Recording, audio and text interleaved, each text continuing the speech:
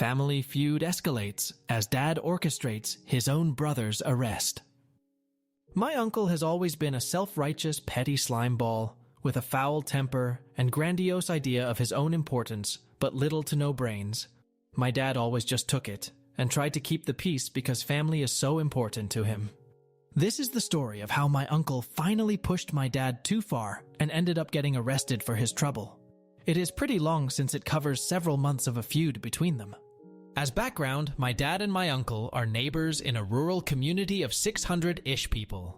My dad built the house my uncle lives in and sold it along with a small plot. So my dad's remaining land is about 6 acres and runs along the side and the back of my uncle's smaller property.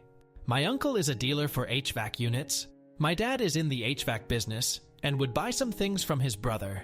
Even though his brother's prices were higher and he had a more limited inventory than other dealers, in order to help his brother out.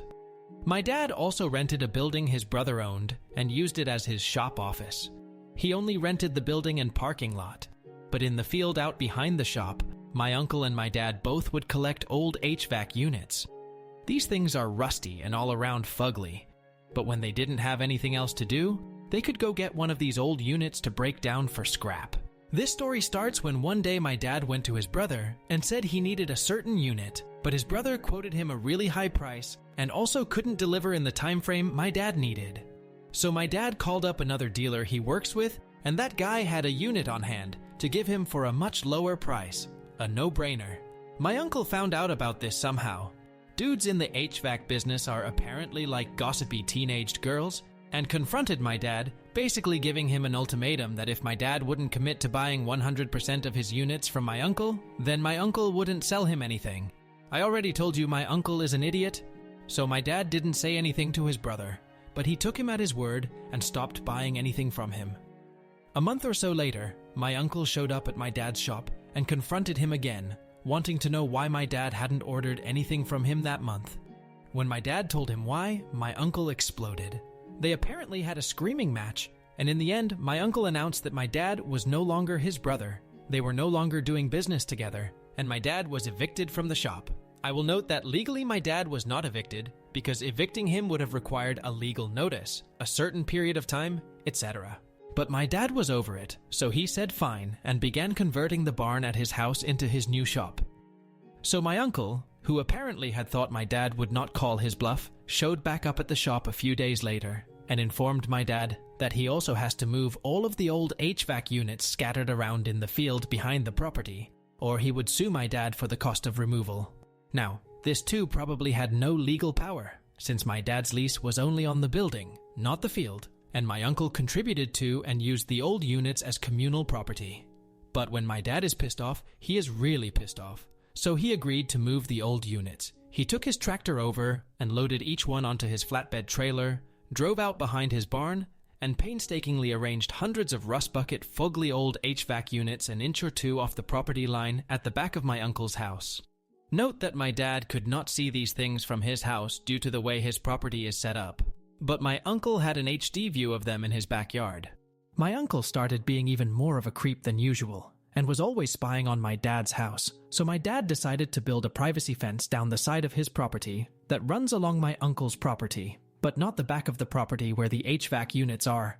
The fence guys arrived and worked for a few hours before my uncle came screeching into his driveway and exploded out of his truck already screaming because these poor fence guys had laid posts or tools or whatever temporarily on his side of the property line as they were building the fence. My uncle called the police, who basically told the fence guys, "Okay dudes, just don't put anything on this crazy man's property," and left. The next day, apparently, someone left a hammer across the property line, so here comes my uncle screaming at them again. He called the police again, but by the time they got there, the guy had already moved his hammer, so the police were just annoyed by this point, but could only warn them not to do it again. Later that afternoon, my uncle called the police a third time. I kid you not. This time, he wanted to report that my dad had stolen a backhoe from him, like one that attaches to the back of a tractor. One that, again, I kid you not, my uncle had given to my dad 2 whole years prior, because my uncle didn't even have a tractor big enough to attach the thing to. The cop was not amused when this story came to light, and since it was the same cop who'd been there earlier that day, she was beyond annoyed at that point. my dad helpfully said, "Come get the backhoe if you want it," knowing full well my uncle had no way to pick the thing up or haul it even the few feet to his own yard. My uncle replied that my dad was just trying to trap him and would say he was trespassing if my uncle came onto his land, even though the cop was standing right there when my dad offered. And by the way, this conversation was taking place in my dad's driveway. He then said that he wanted to file a complaint with the police that basically amounts to a restraining order against my dad. It isn't a restraining order because it isn't issued by a judge, but the cops treat it that way. It's for habitual trespassers.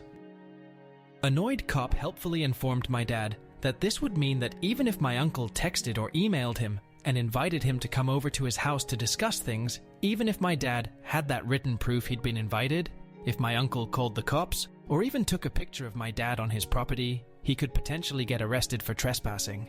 My dad said he wanted to file one against his brother too. The pro-revenge part of the story is now upon us. My dad knew full well that his brother had no real clue where the property lines were and was not going to dig up his survey to check. He only knew where the lines were because my dad knows exactly where they are and maintains wooden stobs in the ground periodically along his property lines. So when his brother was away for a few days, my dad moved all of the old HVAC units along the property line over further onto his own property by a few feet and moved the stobs back the same distance. So basically it looked the same as it had before, except it looked like the property line was a few feet further back than it actually is. He then placed some random piece of scrap across the fake property line, still on his own property, but it looked like it was across the property line if all you had to go by were the incorrectly placed stobs, set up a few game cameras aimed at the line, and waited. Sure enough, his dumbass brother came storming out of his house as soon as he noticed this scrap on his side of the property line, crossed the real property line to get a good look at the scrap, and called the police.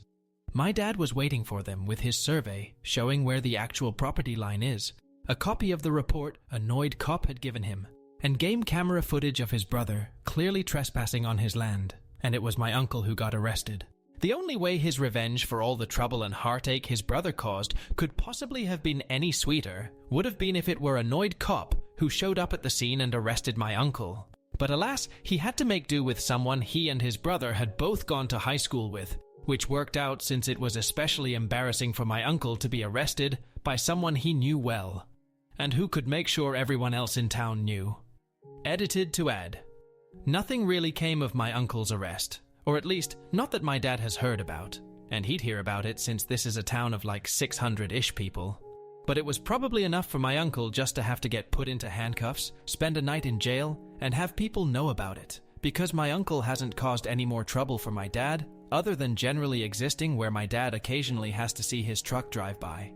My uncle is also now in a business dispute with his wife's sister and his brother-in-law, so presumably he is trying to take his anger out on another target who hasn't already beaten him, and also who isn't his older and much larger brother who has been perfectly willing to beat his ass all their lives whenever it's devolved into physical disputes. Yes, my family are rednecks. My uncle, aunt, cousin, and my cousin's wife all unfriended me on social media, so I only know what's going on with them via small-town gossip nowadays. My sister was driving down the road recently, saw my uncle in his yard, and waved at him. He turned away like he didn't know her. None of us got an announcement when my cousin's wife had her baby recently. So I think the end of the story is just that we are all dead to my uncle and his family, but he is too afraid to do anything besides pretend we all don't exist.